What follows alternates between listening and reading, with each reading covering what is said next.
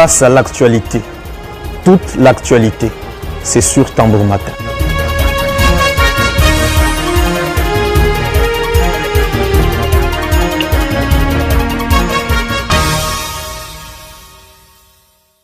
Bonjour et bienvenue à cet entretien de Face à l'actualité. Au Kasaï oriental, on parle de lui depuis plusieurs mois maintenant. Il est sur tout le front à travers sa structure, l'ASBL Vision Guilhem Sangou, dans les secteurs de l'éducation, de la santé, de l'entrepreneuriat, en venant en aide aux nécessiteux, en soutenant l'éducation des jeunes de Mbujimaï et en menant plusieurs activités sur terrain. Beaucoup de choses ont été dites sur lui. Et nous l'avons sur ce plateau pour qu'il réponde à nos questions sur qui est-il, que fait-il et pourquoi le fait-il exactement. Guilhem Sangou, président de la fondation, ou plutôt de la SBL qui porte son nom, est avec nous sur ce plateau. Monsieur Guilhem, bonjour. Bonjour Arsène. Très heureux de vous avoir finalement sur le plateau de Face à l'actualité. Ça va faire plusieurs années maintenant qu'on parle de vous à travers une ASBL que vous avez mise en place depuis 2020. L'ASBL Vision Guilhem Sangou, et que vous menez plusieurs activités, pas forcément vous, mais votre équipe. Avant d'aller plus loin, plusieurs personnes créent des associations auxquelles elles donnent des noms qui ne sont pas forcément les leurs. Pourquoi la vôtre porte particulièrement votre nom? Pourquoi Vision Guilhem Sangou, plutôt Vision Kasaï Debout, Développement ou Vision, je ne sais pas. Merci beaucoup Arsène pour cette opportunité. Je suis très fier d'ailleurs et j'aimerais également profiter de cette occasion, cette opportunité pour te féliciter pour le grand travail que tu fais, le professionnalisme et aussi la qualité du travail en question. Félicitations. Merci. Nous sommes tellement fiers de vous et de tout ce que vous faites. Pour aller tout droit à la question que vous avez posée, je veux dire que la vision Guilhem Sangou, la raison qui me pousse, qui m'a beaucoup poussé ou inspiré à mettre cette initiative sous les labels ou sous mon nom, c'est parce que personnellement, d'abord, j'ai une vision et cette vision, je voulais la transmettre aussi, la léguer à plusieurs générations.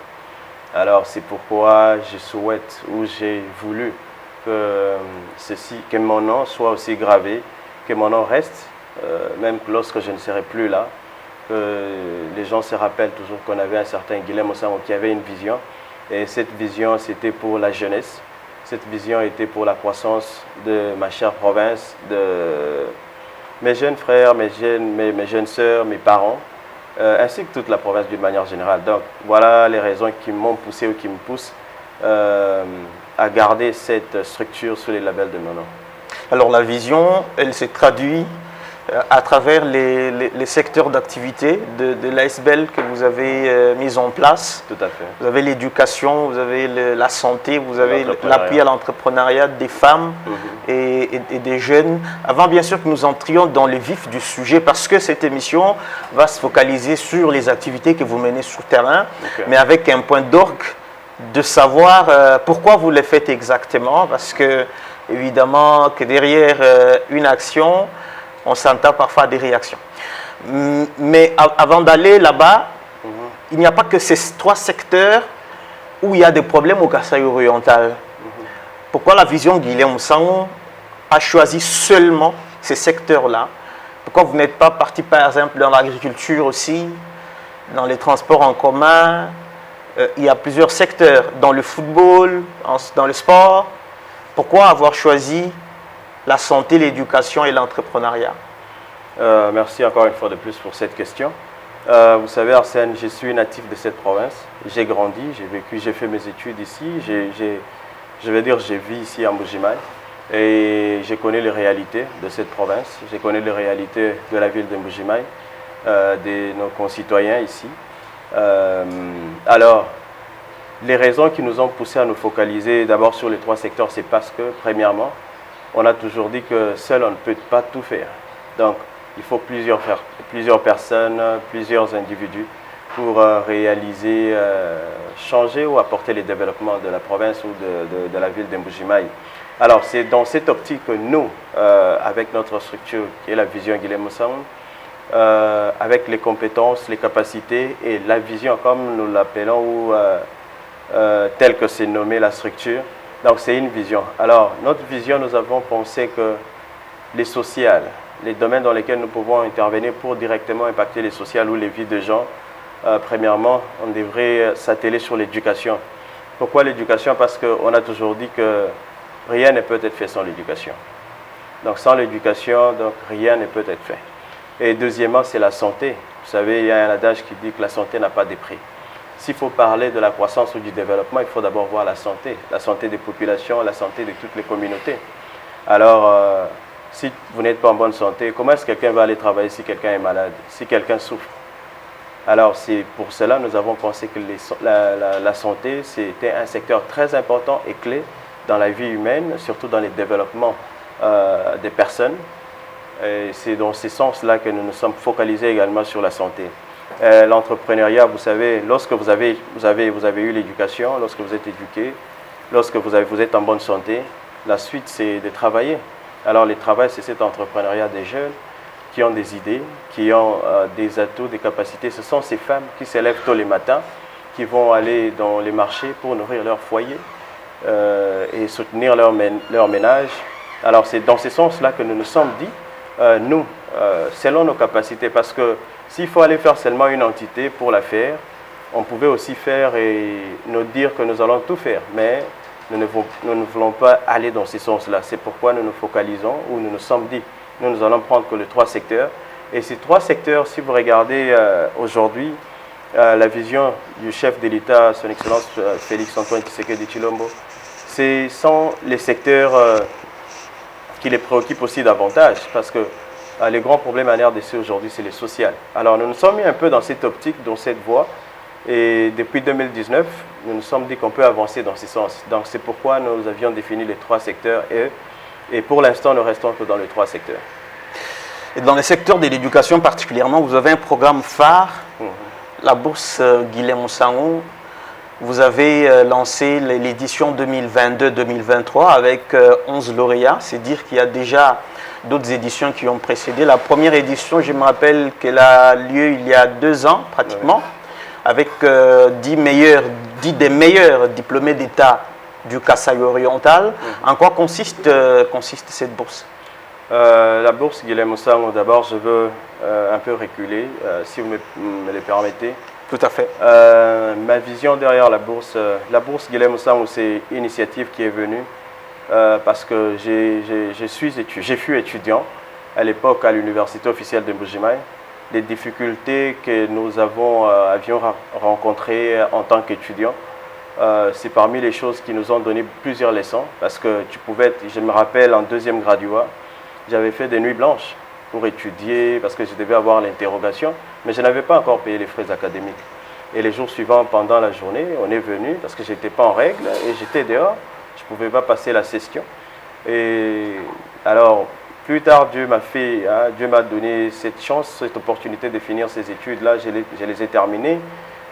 J'ai eu des possibilités, où j'ai un peu de moyens qui me permettent de redevenir un peu sur ce que moi j'ai vécu, et puis voir comment est-ce que les choses, on pouvait aussi corriger ou assister les autres qui peut-être se retrouvaient dans ces mêmes conditions.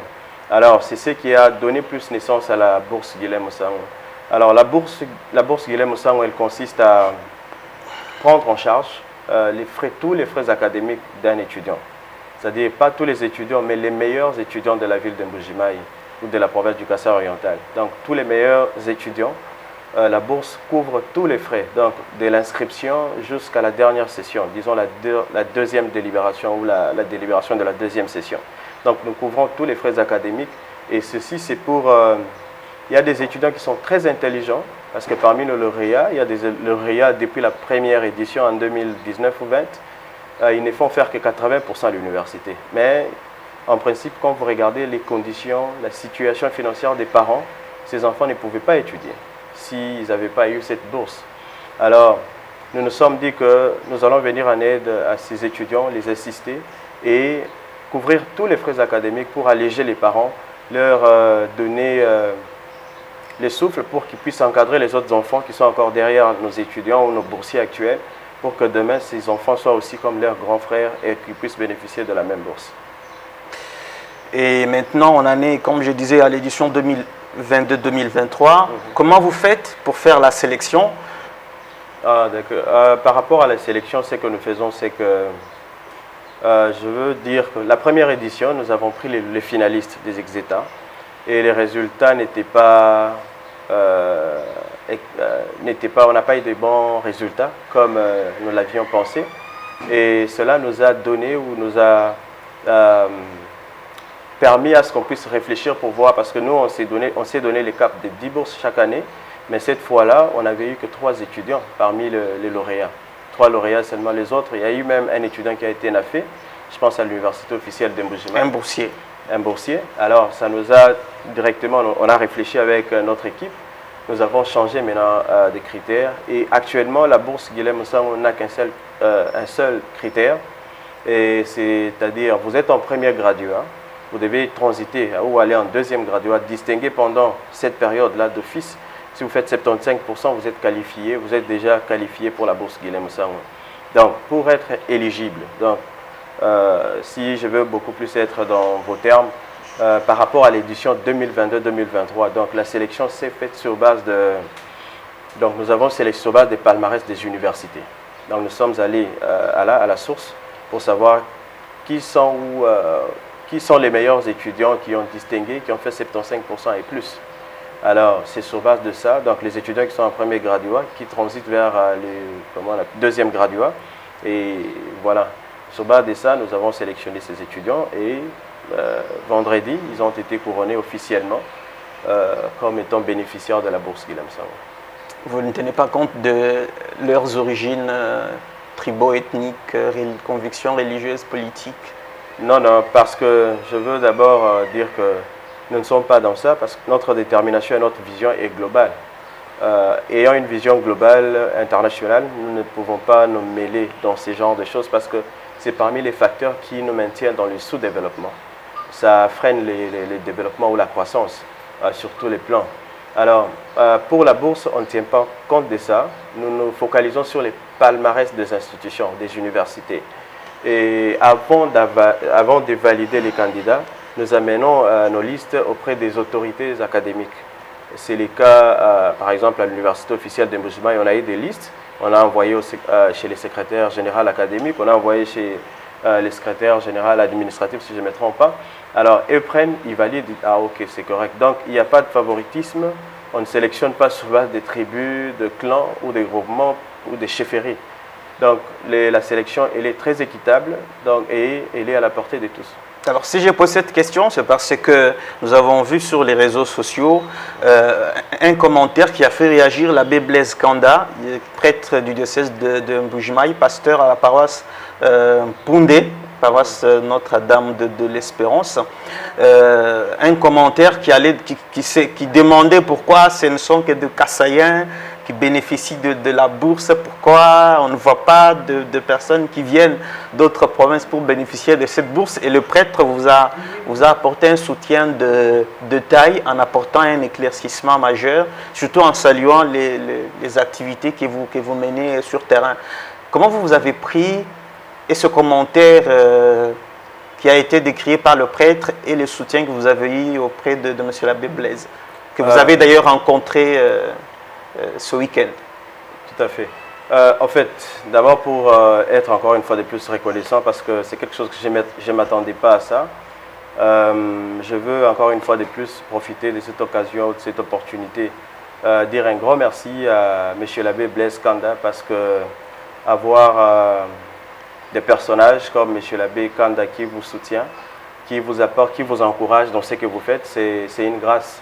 Je lui dis encore une fois de plus merci pour les soutiens, parce que j'ai vu également les posts où il nous encourageait dans nos actions, dans ce que nous avons mené, dans ce que nous menons comme activité dans la ville de Mbuji-Mayi.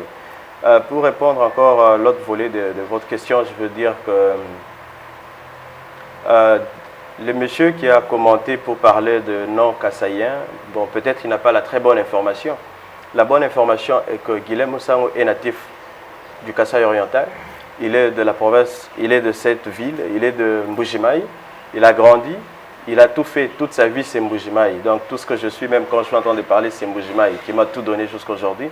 Alors, étant natif de la ville, je me suis dit que pour tous les meilleurs lauréats de ma province, de ma ville, de Mbujimaï, du Kasaï oriental, je dois soutenir ces meilleurs étudiants-là. Pourquoi? Parce que moi-même, j'étais dans des circonstances, à un certain point, à un certain moment, qui ne permettaient pas vraiment à ce qu'un étudiant puisse bien étudier et que l'étudiant puisse réellement finir ses études.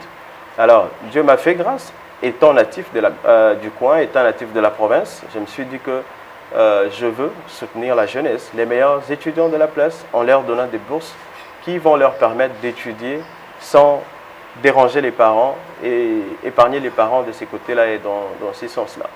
Donc voilà pourquoi je veux dire seulement à notre ami que nous avions apprécié son commentaire, son post, mais la bourse, elle est exclusive pour actuellement. Elle est exclusive. Nous la donnons, nous l'offrons aux meilleurs lauréats de la ville de Mbujimaï et du Kasaï oriental en général. Là, c'est clair par rapport aux critères de sélection, par rapport à comment le processus s'est fait jusqu'à octroyer la bourse. Ce que l'on voudrait savoir, parce que vous avez dit quelque chose tout à l'heure qui nous a intéressés, à la première édition, vous n'avez pas été satisfait des résultats de vos boursiers. Vous avez dit que vous êtes parti de 10 à vous retrouver avec 3.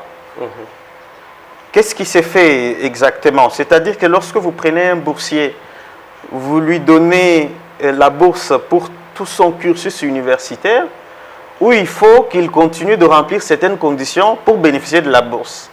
Est-ce qu'en chemin, il y a des conditions qu'il faut continuer à remplir pour demeurer boursier Guilherme Ossango, ou une fois que vous l'êtes, vous les demeurez, quels que soient vos résultats jusqu'à la fin de vos études? Merci encore Arsène pour la question. La bourse n'a pas plusieurs conditions. L'unique condition, c'est d'être meilleur, parce que c'est une bourse d'excellence, si je peux le dire comme cela.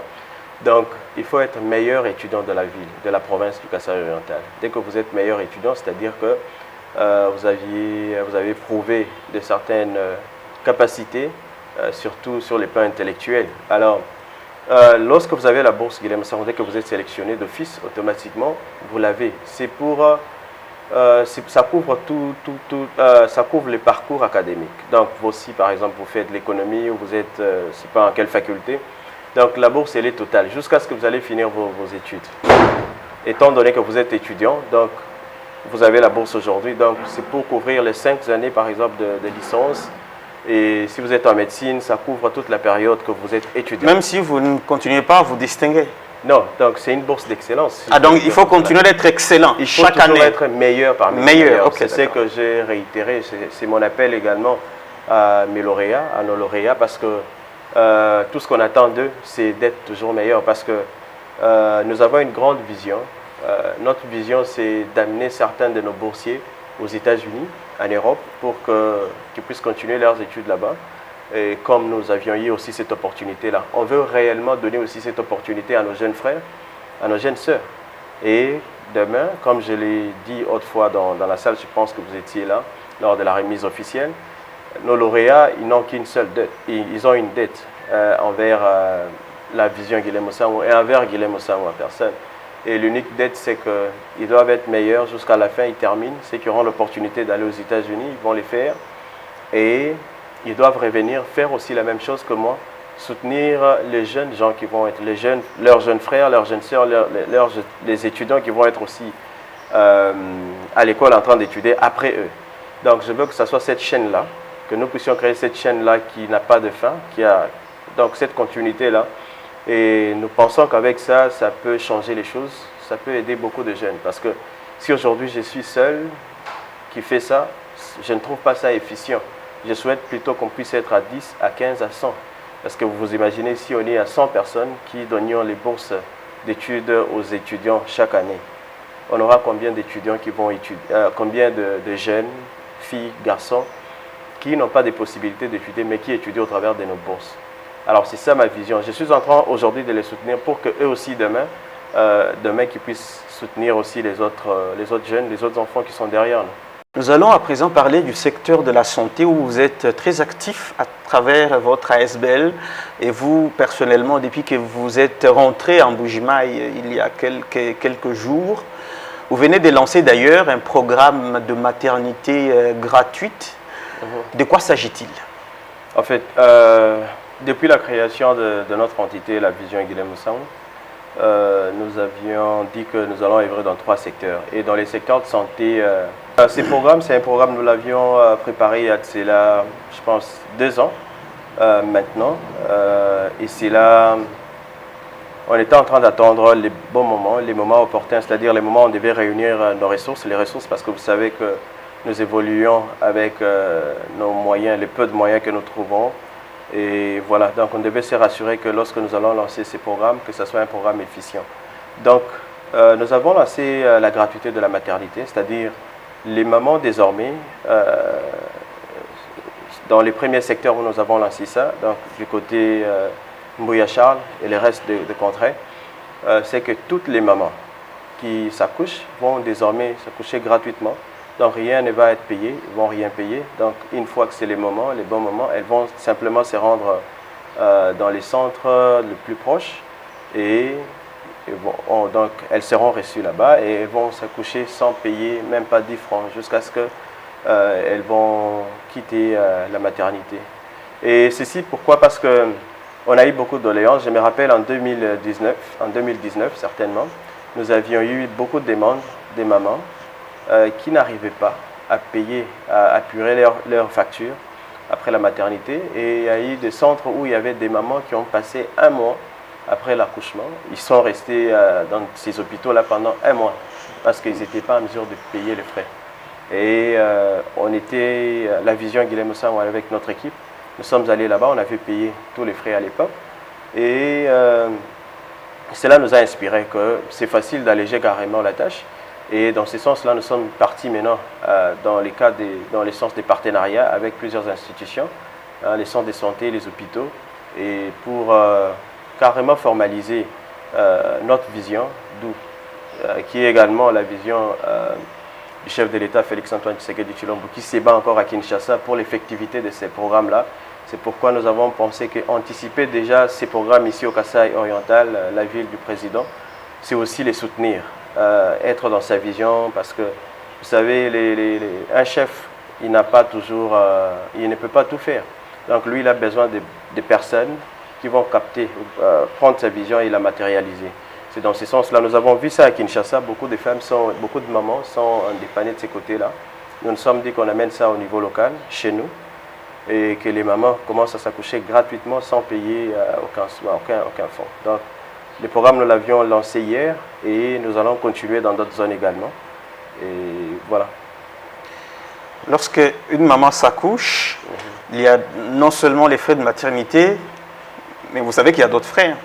Tout à fait. Est-ce que la subvention prend en charge seulement les frais de maternité ou éventuellement d'autres interventions sur le bébé ou sur la maman? Absolument. Donc, d'une manière générale, lorsque la maman vient, on la reçoit. La maman est là, le bébé est là. Donc, la maman, jusqu'à ce qu'elle va quitter l'hôpital, donc l'hôpital ne va pas déranger la maman. Okay. Alors, deuxièmement, pour les enfants, les nouveau-nés, nous sommes en train de mettre un programme sur place. Les programmes consistent à assurer, à prendre en compte, à assurer. Donc, il y aura un fonds qui va être donné à toutes ces mamans-là lorsqu'elles accouchent. Donc, les fonds vont leur permettre à une certaine période d'avoir les nécessaires, parce qu'on a toujours dit les laits maternels c'est plus important pour la croissance de l'enfant. Alors nous sommes en train de mettre également ces mécanismes-là. C'est inclus dans les partenariats ou dans les projets que nous avions initiés, que nous avons plutôt lancé hier. Et les bébés, les mamans plutôt, il y aura un fonds qui va être alloué à ces mamans-là et ça va leur permettre d'avoir la nourriture, manger correctement pour aussi avoir les laits donnés aux enfants. Donc nous prenons et les mamans et les enfants. Mais dans le long terme, c'est que nous comptons beaucoup plus assurer les soins de santé pour ces enfants-là jusqu'à 5 ans. Donc ça, c'est dans notre programme. J'anticipe pour dire cela. Donc les enfants, départ l'hôpital, jusqu'à ce qu'ils auront 5 ans, la Vision Guilhem Moussaoun compte dans les jours à venir prendre ces enfants-là en charge, c'est-à-dire leur santé, et s'assurer que ces enfants grandissent, il y a une bonne croissance jusqu'à 5 ans. Voilà. Et avant cette grande activité qu'on peut considérer comme un programme phare dans les secteurs de la santé pour la vision Guilhem Ossaon, la structure a mené plusieurs activités avant, d'ailleurs depuis 2020, lors de la Covid-19, la crise sur terrain. On a vu la structure sur terrain en distribuant les intrants, par exemple, du savon, lave-main, cache-nez, un peu partout à travers les grands marchés, les universités. Et dans certains hôpitaux, vous êtes intervenu pour payer les frais d'hospitalisation de certains malades qui étaient en difficulté. Oui, absolument. Donc, dans les cas de santé, parce que personnellement, je suis expert dans la gestion de santé publique, enfin, plutôt dans la gestion de santé, de par mes études à l'université, c'est que il y a plusieurs branches lorsqu'on parle de soins de santé. Il y a plusieurs éléments qui entrent en jeu. Et ces éléments-là, nous les prenons en compte aujourd'hui. Je ne vais pas tout dévoiler. Mais si je vais beaucoup plus répondre, c'est pour dire qu'on a mené certainement plusieurs actions. Surtout pendant la Covid, on a donné je vais parler de plus de 160 000 masques, si je ne me trompe pas. Et aussi des lave-mains. Nous avons donné des masques comme dans les institutions, les académies comme les universités, y compris l'université officielle d'Mbujimai, y compris l'ISTIA, ainsi que d'autres institutions. Et aussi les écoles, parce que notre souci majeur était que la Covid était quelque chose, c'était la Covid-19, si je vais la dire comme cela, c'était quelque chose qui a ravagé le monde entier. Alors, lorsque nous avions vu la manière que les gens étaient affectés, comment est-ce que les gens perdaient les vies humaines, alors ça nous avait inspiré d'agir dans ce sens-là pour prévenir, parce que dans la santé aussi, ce qui est important, c'est de prévenir la prévention. Alors, c'est dans cette optique-là que nous nous sommes lancés d'abord dans les écoles. Je peux ici parler de l'école comme les collèges, les Palmiers, l'école Saint-Marcel qui est d'ailleurs à Bakwa-Derma. Cette école, on avait fait le choix de cette école parce qu'elle est un peu exposée. Les enfants sont très exposés parce que c'est presque en plein marché. Il y a les comptoirs qui est tout autour là. Donc il y a les gens qui entrent en contact avec les enfants très facilement. Alors on avait pensé faire des dons de masques dans ce sens-là. Et les marchés aussi, étant donné que c'est un endroit, un milieu public où les gens fréquentent très régulièrement, on avait pensé y mettre des lave-mains. Donc on avait donné, je pense à l'époque, à l'administrateur de l'époque, M. Biaya, si je ne me trompe pas, comme il s'appelait. Et on avait donné de lave-mains dans plusieurs marchés également, et des désinfectants, comme on appelle gel hydroalcoolique.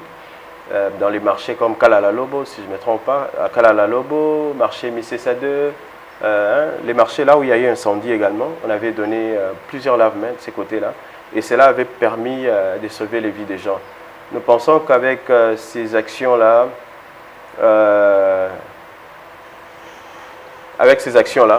donc ça nous a permis, ou ça a permis à la province d'une manière générale, parce qu'à l'époque, il n'y avait personne qui agissait dans ces secteurs. On était, en tant que population, nous étions retrouvés seuls. On n'a pas vu nos représentants ou qui que ce soit agir dans ce sens. Et ces actions de l'ASBL ou de la vision Guilhem Ossaon avaient sauvé des vies des gens. Et aujourd'hui, nous avons plusieurs résultats. C'est que les Kassai orientales n'a pas eu des morts ou n'a pas eu plusieurs cas d'affectation ou de personnes infectées par cette maladie qui a beaucoup, cette pandémie ou épidémie qui avait beaucoup ravagé dans le monde entier. Parlons entrepreneuriat. Le troisième volet d'intervention de la vision Guilhem Ossaon, la SBL que vous avez mise en place. Dans ces secteurs, on ne vous voit pas très souvent. Mais vous faites quand même quelques activités ça et là. En 2021, je pense, la structure est venue en aide aux jeunes qui font des petits boulots en apportant certaines subventions, comme les jeunes cireurs, comme à gauche à droite.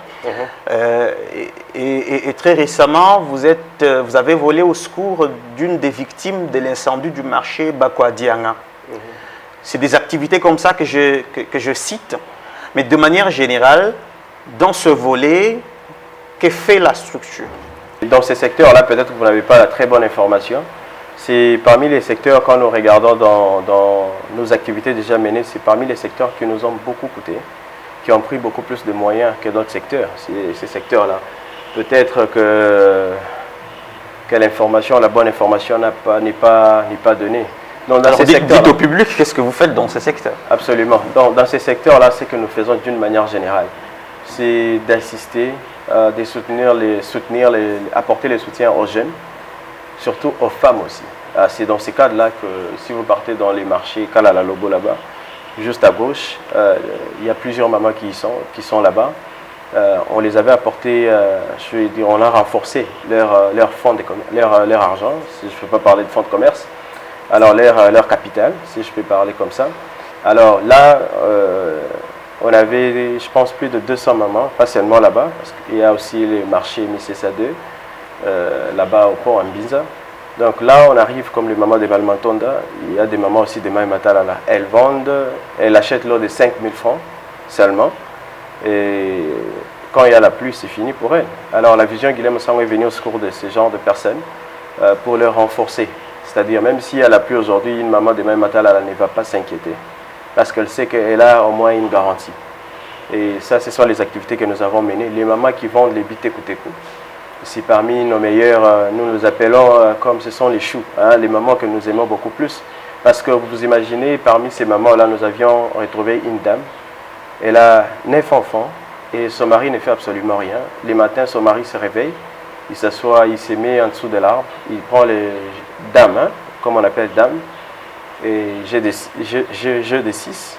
Alors lui se réveille, soit il prend l'alcool et il reste là. Et c'est la maman qui doit tout faire pour nourrir les enfants, 9 enfants. Et une maman pareille, donc la vision Guilhem Osango est venue en aide. Elle vendait ne fût-ce que les chilungalunga et un peu de moteta et de chitekute.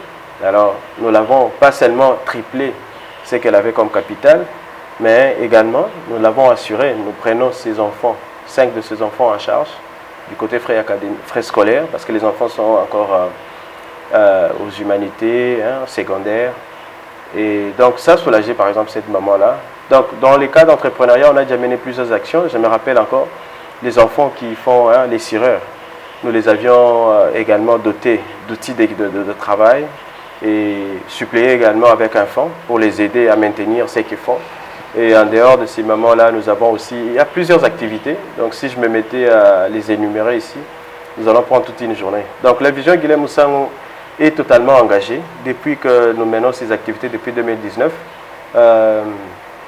Nous sommes encouragés aussi par la population et nous sommes au four et au moulin. Tout ce que nous faisons, ce n'est que le 1% de ce que nous avons prévu, de ce que nous pensons faire au sein de la vision Guilhem Osango. Comme je l'ai dit, c'est une vision globale et cette vision, c'est uniquement pour le peuple. C'est uniquement pour le peuple. C'est pourquoi nous avons décidé, avec le peu de moyens que nous avons, ce que j'obtiens aussi personnellement, parce qu'on n'a pas des partenaires. Oui, mais j'allais justement poser cette question. Qui est derrière vous? Vous venez d'énumérer plusieurs activités, des subventions, des programmes, de maternité gratuite, de bourses. C'est qui le politicien qui vous finance? Vous savez, aujourd'hui, j'étais surpris de voir d'ailleurs lorsque le président de la République, je l'avais suivi à Kinshasa, dire qu'il a besoin d'une nouvelle classe politique, il a besoin de jeunes. Alors, il n'y a pas de politicien. Je ne suis pas personnellement, je ne suis pas député, je ne suis pas sénateur, je ne suis pas ministre ou conseiller ou quoi que ce soit. Je suis aussi un jeune de 34 ans. Alors, je pense que le changement, c'est d'abord la volonté. Et le changement, c'est aussi l'amour pour l'autre. Et c'est cet amour-là, d'abord, qui m'anime et qui est derrière moi, qui fait à ce que la vision Guilhem Osango, notre EASBEL, puisse assister ou faire toutes ces actions. Nous n'avons pas un politicien derrière nous. Nous ne sommes pas derrière les politiciens parce que nous connaissons tous les jeux des politiciens. C'est faire aujourd'hui et puis demain, ils disparaissent. Mais nous nous mettons beaucoup plus dans les contextes de soutenir la population, le peuple. Parce que si vous regardez, depuis que la grande société, l'AMIBA, qui était le poumon économique de la province, est par terre, la population souffre. Et si vous regardez les années où nous avons commencé la vision Guilhem Osango, 2019-2020, c'était les calvaires. J'étais là, je suis arrivé, je me rappelle une fois du côté Kangé là-bas, mais c'était déplorable. Donc j'avais pleuré. Et il n'y avait personne pour soutenir cette population, il n'y avait personne pour soutenir les entrepreneurs, pour soutenir les jeunes qui ont des ambitions, qui ont des idées. Alors, avec tout ça, ça m'avait vraiment inspiré et nous nous sommes dit qu'on ne peut pas laisser ce peuple seul. Donc, avec le peu de moyens que nous avons, le peu d'argent que je trouve à mon travail, ce que je fais comme travail, ce que je peux trouver, donc je peux prendre 10% pour mon foyer et le reste, je donne les bourses aux étudiants.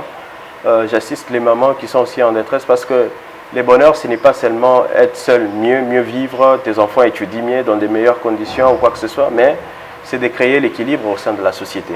Alors c'est dans ce sens-là, avec le peu d'argent que nous avons, on distribue aussi, pas jeter, mais on distribue, on investit aussi dans les futurs de cette province, parce que nous pensons que le développement ne passera que par l'éducation, le développement ne passera que par la bonne santé et aussi par l'entrepreneuriat. Donc c'est dans ce sens-là que nous nous œuvrons. En faisant tout cela, vous vous attendez à quoi? À quel bénéfice? D'abord, c'est le développement de la province, le changement de cette province. C'est tout ce que nous attendons. C'est ce qui est le plus important pour nous parce que aujourd'hui, nous avons un chef de l'État, un président de la République qui est natif de cette province. Et le président de la République, il est en train de mener un combat. Et ce combat, il ne peut pas le mener seul. Nous, en tant que ses frères, en tant que ses enfants, parce qu'il a des enfants qui ont peut-être mon âge, ce que nous pouvons faire pour réellement soutenir les pouvoirs en place, soutenir le président de la République, ses actions, son combat, c'est de matérialiser aussi sa vision à notre niveau. Et c'est exactement ce que nous sommes en train de faire. Donc tout ce que moi j'attends, c'est le devoir, c'est-à-dire l'obligation à ce que les personnes qui reçoivent de nous, qui puissent, si ce sont les parents qui encouragent leurs enfants à étudier, si ce sont les étudiants, qu'ils puissent finir l'école demain, ils ont des bons boulots, ils travaillent, ils sont des responsables, ils sont des hauts cadres dans la société, qui puissent contribuer au développement de notre province. Parce que notre province, si vous regardez, donc, tous nous faisons les mêmes constats. Ce n'est que le chef de l'État seul qui est en train de se battre pour les changements de cette province. Alors, l'unique manière pour nous de changer les choses, c'est en les soutenant, c'est en soutenant ces jeunes. Donc, toutes ces personnes, ils n'ont que l'obligation de revenir aussi et de soutenir aussi les d'autres personnes, parce que je ne veux pas être seulement Guilhem Samo, comme je l'ai souligné ici. Je ne veux pas être le seul ou la seule personne qui mène beaucoup d'actions ou qui assiste les vulnérables ou les personnes qui ont des besoins pour mieux survivre ou pour mieux vivre. Mais je veux plutôt que nous soyons 1000, 2000, 5000. Et pour avoir cela, il faut commencer aujourd'hui. C'est pourquoi donc, le temps est donné et j'invite aussi beaucoup d'entre nous, jeunes d'abord, de ne pas seulement être derrière les politiciens. Chanter, danser derrière les politiciens, ce n'est pas de cette façon-là que nous allons changer la classe politique. Nous devons nous prendre en charge nous-mêmes. Et nous prendre en charge, c'est nous détacher de tous ces gens-là parce que nous connaissons les pratiques. Nous tous, on est dans cette ville, on est dans cette province, nous connaissons les pratiques. C'est de venir aujourd'hui, toi jeune, on te donne 100 $, on te donne 1000 francs, 2000 francs. Tu chantes, tu danses pour lui, et lui, dès qu'il est par exemple député, il est ministre, il vous oublie, il part, et dès qu'il part, c'est fini. Il va encore attendre lorsque ça va être 2028, lorsque c'est 2023 comme cette année, vous les voyez revenir encore, il commence, il vous donne 10 $ et vous vous perdez. Et avec ça, on n'arrive pas à assumer cette chaîne-là de croissance, assurer plutôt le développement de cette province. Et moi je pense, j'en appelle encore une fois de plus à toute la jeunesse, prenons conscience, le président de la République veut réellement changer la classe politique. Changer la classe politique, nous devons nous prendre en charge. Mais lorsque nous disons que maintenant c'est la jeunesse, mais nous-mêmes les jeunes, nous sommes encore derrière les mêmes politiciens qui ont détruit ces pays, qui ont détruit cette province, c'est cruel. Donc nous devons changer les choses, nous devons nous prendre en charge, nous détacher de toutes les personnes qui ont détruit ou qui ont plongé notre province, surtout notre pays, qui ont mis notre pays par terre, quoi. Vous êtes natif du Kasaï oriental, vous êtes né ici, vous avez étudié ici, vous avez grandi, et puis vous êtes parti poursuivre vos études aux États-Unis d'Amérique. Ouais. Vous revenez souvent chez vous, notamment à travers votre ASBL, amenant toutes ces actions, pas à la veille des élections, mais depuis, vous l'avez dit, depuis 2019. Juste après la proclamation de la victoire de Félix Tshisekedi. Surtout, ouais. Absolument, juste après, lorsque le président a prêté serment. Ce qu'il avait dit, son message lorsqu'il a prêté serment dans son discours, c'est qu'il disait qu'il appelait à la conscience collective et qu'il appelait surtout à la jeunesse. Vous savez, le président aimait beaucoup plus l'action sur la jeunesse. Et c'est à ce moment-là que vous avez pris vos responsabilités. Exactement à ce moment-là que nous sommes vous êtes en Mbuji-Mayi depuis quelques jours. Ouais. Vous avez été accueilli par beaucoup de monde, surtout des jeunes. Ouais. Et vous êtes parti directement à Misesa, particulièrement au quartier appelé communément Mbiza. Ouais. Pourquoi là-bas? Et puis, vous êtes encore rentré dans ce quartier, vous avez communié, partagé un repas. Est-ce que vous avez quelque chose de particulier qui vous attache à ce coin de la ville de Mbuji-Mayi? Et à cette question aussi, qu'est-ce qui vous a le plus frappé dans l'accueil qui vous a été réservé par la population, surtout les jeunes? Merci beaucoup pour cette question, elle est très pertinente. Je vais être un peu clair sous cet angle-là. Donc, premièrement, il faut comprendre que, étant natif de cette province, étant toujours ici à Mbuji-Mayi, parce que on a toujours dit chez nous que Budimba Tuba Bangela Kumbel. Alors, notre ASBL agit beaucoup plus ici. Et d'abord, venir ici, c'était par rapport à un sondage que nous avions mené sur les réseaux sociaux et aussi dans les médias. On demandait l'avis de la population sur ce qu'elle pensait à ce qu'on puisse prendre notre carte d'électeur en Mbuji-Mayi ou aux États-Unis. Parce qu'on enrôle aussi aux États-Unis. Parce qu'on enrôle aussi aux États-Unis. Oui. Et nous avions eu plus de 13 000 personnes, selon nos sondages, les sondages. 13 000 personnes qui ont dit que non, Guilhem Moussamou, vous devez venir en Mbuji-Mayi pour vous enrôler parce que nous voulons vous voir, on a besoin de vous, nous voulons vous dire merci, nous voulons vous voir en face par rapport à ce que vous menez comme activité depuis près de 3 ou 4 ans maintenant. Alors c'est ce qui, comme on a toujours dit, la voix du peuple, c'est la voix de Dieu. C'est ce qui nous a d'abord donné le courage parce que nous nous sommes sentis aimés et soutenus par nos frères et sœurs. Et ça nous a menés ici. Et quand nous sommes venus ici, encore pour répondre directement à la question, c'est pour dire que je n'ai pas de mots. Je manque de mots j'étais d'ailleurs traumatisé. J'étais dépassé de voir une foule, des multitudes, des papas, des enfants, des jeunes surtout, la majorité, venir m'accueillir, me prendre à l'aéroport. Donc je ne m'y attendais pas parce que ici, vous savez, il y a des pratiques où vous devez prendre 1000 francs, 2000 francs, donner aux jeunes et chercher des bus, des motos pour qu'ils puissent venir vous prendre à l'aéroport. Mais j'ai vu des gens, quelqu'un qui a quitté Mbinza là-bas au pont, à Chilamba, venir à l'aéroport pour me dire que Moussamou est venu pour te prendre. J'étais beaucoup surpris. Je leur dis encore une fois de plus merci. Et j'ai choisi le coin. Pourquoi? Parce que moi j'ai grandi, j'étais en Mbiza. J'ai fréquenté l'école qu'on appelle même Bayawaya. C'est une école qui est là mais qui n'existe pas malheureusement, qui n'est plus là. L'école a été détruite. Donc je suis de là. C'est un coin où j'ai vécu pendant une période. Et quand je suis venu, je me suis dit que je dois... Ils m'ont demandé que nous allons te prendre d'ici jusqu'à chez nous parce que moi j'avais prévu un centre qui est juste au niveau de la poste, juste derrière la poste là, quelque part là, dans une école de la place. Mais malheureusement, quand je suis arrivé, bon je vais dire aussi heureusement, quand je suis arrivé, ils m'ont dit que non, nous allons t'amener seulement chez nous. Alors c'est dans ce sens-là qu'ils m'ont amené là-bas, je me suis enrôlé, j'ai pris ma carte d'électeur. Et en dehors de ça, j'ai appris qu'il y a eu les doyens, quelques de nos doyens, les champions du quartier Mbinza, qui sont plus avec nous parce que lorsque je demandais au chef qui était là et à certains de mes amis qui sont encore là, je les ai posé la question, où serait telle personne, où est Chidro, où est les plongeurs? Ils m'ont dit que non, ils sont déjà partis au-delà. Alors c'est dans ce sens-là que j'avais fait une promesse pour dire que je veux revenir ici, nous allons faire le deuil, nous allons disperser. Les deuils de tous ceux qui sont partis presque l'année antérieure. Et c'est exactement ce qui m'a également ramené là-bas le jeudi passé. Et nous avions communié ensemble et nous avons dispersé les deuils d'une manière générale. Et merci encore une fois de plus parce qu'ils étaient nombreux. Et je suis beaucoup plus touché parce qu'ils nous disent que Moussamou est tout. On était oubliés. Mais aujourd'hui, lorsque nous voyons le nôtre venir, lever la tête, nous sommes très contents. Fais quelque chose pour nous. Alors, ce sont des paroles qui me touchent et qui m'affectent. J'ai pris à ce que le bon Dieu nous donne des possibilités, des moyens qui vont permettre à ce que réellement, que nous puissions faire quelque chose pour Mbinza, qui est notre maison, qui est les lieux qui nous a vu grandir et qui nous a donné aussi beaucoup. Ouais. Pourtant, c'est un quartier caricaturé d'une certaine manière, comme violent, reculé, un peu oublié. Absolument.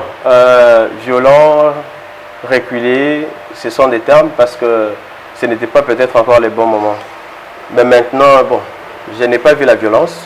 Je pense qu'il y a Tout s'est bien passé. Tout s'est bien passé. Je pense qu'il y avait plusieurs médias, il y avait vos médias là-bas. S'ils ont été agressés ou tapés, je ne sais pas. Mais vous savez, lorsque le vôtre, vous voyez le vôtre venir, c'est la joie, c'est une fête. Pour moi, je n'ai pas vu ça. Donc ce n'était que la joie, ce n'était que la fête. Jusqu'à les jours suivants, parce qu'on m'a dit qu'il y a eu des gens qui sont restés jusqu'au centre où je me suis enrôlé. Ils ont passé nuit là-bas. Ils ont passé nuit là-bas en train de jubiler que on a toujours dit. Il me disait que Kuchino Kwikalawen, et c'est ça, quand nous sommes partis là-bas le jeudi, c'était la joie. Les mamans nous ont accueillis de la route principale jusqu'au lieu où nous devrions disperser les deuils. Et comme on devait disperser les deuils avec la vache, donc c'était une joie. On n'a pas vu ça. Ils sont aimables, ils sont paisibles, mais seulement. Ils ont besoin d'attention, besoin de projets de développement. Des projets de développement, les apporter quelque chose qui va leur assurer aussi l'avenir des enfants, parce que je leur ai dit que la majorité de mes amis n'ont pas eu l'opportunité que moi j'ai eu, mais moi alors en tant qu'un enfant de Mbinza, je veux faire quelque chose où je dois tout faire pour que les enfants de mes amis, les enfants qui sont encore là, parce que la majorité maintenant actuellement ce sont, parce que les papas, la majorité sont partis, alors les jeunes qui sont restés, nous voulons quand même nous rassurer que dans les futurs, leurs enfants auront aussi des opportunités ou des potentialités. Bon, nous allons créer des potentialités en eux pour que Mbinza là soit changé. Parce que Mbinza doit changer désormais. On va terminer cette émission par ici. Guilhem Moussaon, le Kasaï oriental, vous le regardez sous quel angle? Avez-vous la foi, comme certains, que cette province va continuer de changer et devenir le pôle qui va impulser les développements du Congo comme le centre du pays? Absolument. Les Kasaï, c'est le centre d'ailleurs. Vous savez, tout part du centre. J'ai beaucoup... D'abord, ce qui me donne beaucoup plus d'assurance dans tout ça, c'est la volonté du président de la République. Certainement que nous décrions aussi le fait que le président est en train de se battre. Il est en train de se battre totalement seul. Il y a quand même des personnes qui essayent de l'aider, qui font quand même quelque chose là il faut les reconnaître. J'ai la foi pour cette province et dans ce sens-là, cette foi-là qui nous guide, c'est la même foi qui nous a motivés d'abord à commencer à faire ce que nous faisons, la gratuité de la maternité, donner les bourses d'études aux étudiants, assister les jeunes qui ont des projets, qui ont des ambitions, les soutenir dans ce sens-là. Alors, je pense à ça, mais ce que je vais demander d'une manière générale, ce que je vais peut-être dire à la population aussi, c'est que nous qui avions ces idées, ces intentions de changer les choses, on rencontre beaucoup de difficultés. Par exemple, je vais donner un exemple. En 2020, pendant la Covid-19, j'étais aux États-Unis et en tant qu'étudiant, j'ai fait la maîtrise, le master, comme on dit. Alors pendant que j'étais en train de faire la maîtrise, j'étais dans ce qu'on appelait les task force, vous voyez, comme les docteurs Moyembe. Alors, lorsqu'on était en train de travailler là-bas, on récoltait les données sur place, dans des hôpitaux, on travaillait en collaboration avec les hôpitaux, les représentants des hôpitaux. Alors, on prenait les données, avec ces données-là, on analysait plusieurs facteurs, surtout les facteurs socio-économiques, pour déterminer qu'est-ce qui tuait beaucoup plus les gens aux États-Unis pendant la Covid-19. Alors, et on travaillait avec la direction centrale qui était la Maison Blanche. Alors, lorsqu'on travaillait, il y a eu dans une institution sanitaire, l'hôpital, qu'on appelle Valleywise, ils voulaient changer les équipements de cet hôpital-là. Donc, enlever tout et remettre d'autres équipements. Et ils avaient mis dans des containers. J'ai vu les CEO de cette institution. Je lui ai dit que non, voilà, ces équipements ou ces outils, ça peut aider la population en République démocratique du Congo et particulièrement en Mbuji-Mayi. Il m'a dit que oui, bon, nous c'est déjà déclassé, Si vous voulez venir prendre en tant qu'entité, venez prendre, mais nous voulons que ce soit une organisation. Alors, nous, à l'époque, on n'avait pas encore l'arrêté ministériel au niveau du gouvernement congolais. Alors, de cela, je suis entré en contact avec notre avocat conseil, nous sommes entrés en contact avec lui, je lui ai dit que c'est important, monsieur l'avocat, de nous assister pour l'instant, aller à Kinshasa pour les démarches de l'obtention de l'arrêté ministériel. Lorsque l'avocat est parti d'Mbujimai, il est parti à Kinshasa. Arrivé à Kinshasa, pour faire les démarches, c'était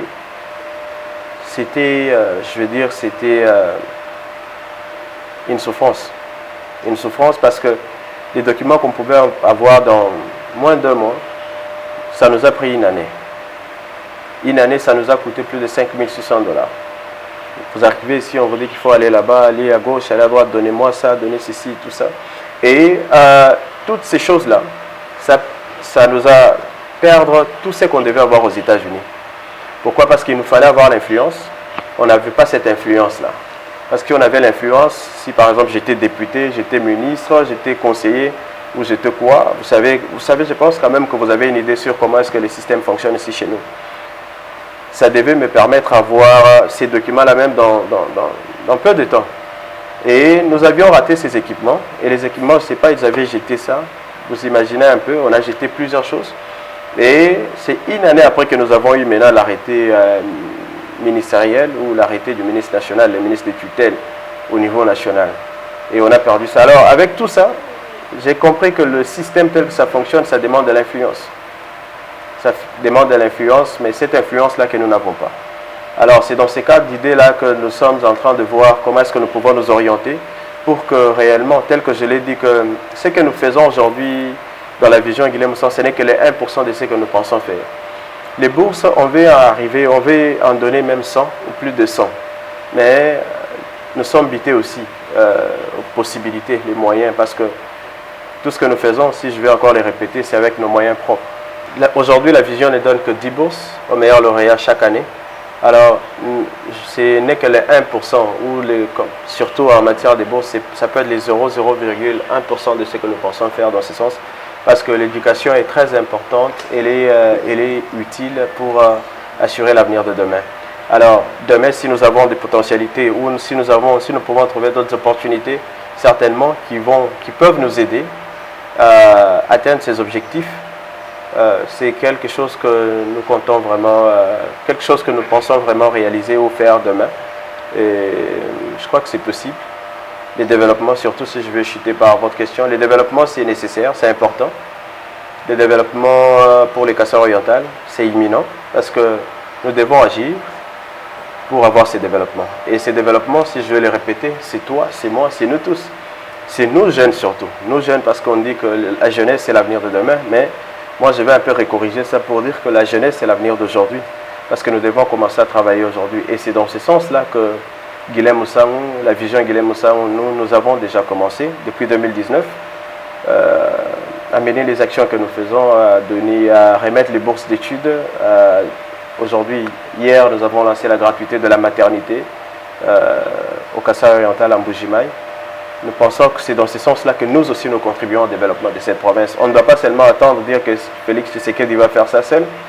Au contraire, ce n'est pas aimer le président de la République. Parce que, Arsène, si je peux mieux encore dire une chose, c'est que j'entends un peu tout le monde, les gens disent que non, voilà, nous allons faire les choses parce que nous soutenons les chefs de l'État à 100%, mais comment est-ce que vous soutenez le président de la République? Comment est-ce que vous soutenez Félix Tshisekedi? Est-ce que vous avez compris la vision du président Félix Tshisekedi? Mais qu'est-ce que vous faites réellement, concrètement? Qu'est-ce que vous faites pour accompagner? Parce que les jours passent.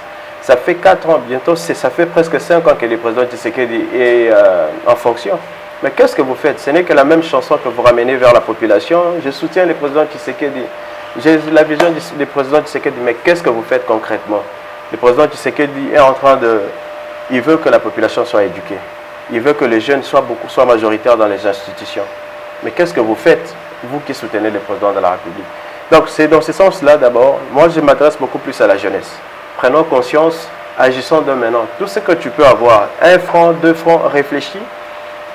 Nous à la vision Guilhem Moussa, on n'a pas des millions de dollars ou quoi que ce soit, mais c'est seulement le peu d'argent qu'on peut avoir, 100 francs, 200 francs, 1000 francs. on réfléchit, on pense, mais qu'est-ce que nous pouvons faire?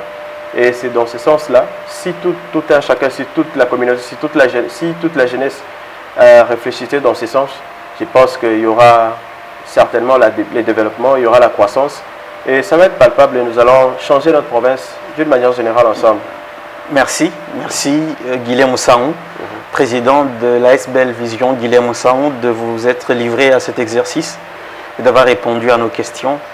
Nous souhaitons bon vent à votre ASBL et à toutes les initiatives que vous menez sur terrain dans l'espoir que vos objectifs seront atteints et que l'impact auquel vous vous attendez sera ressenti au sein de la population.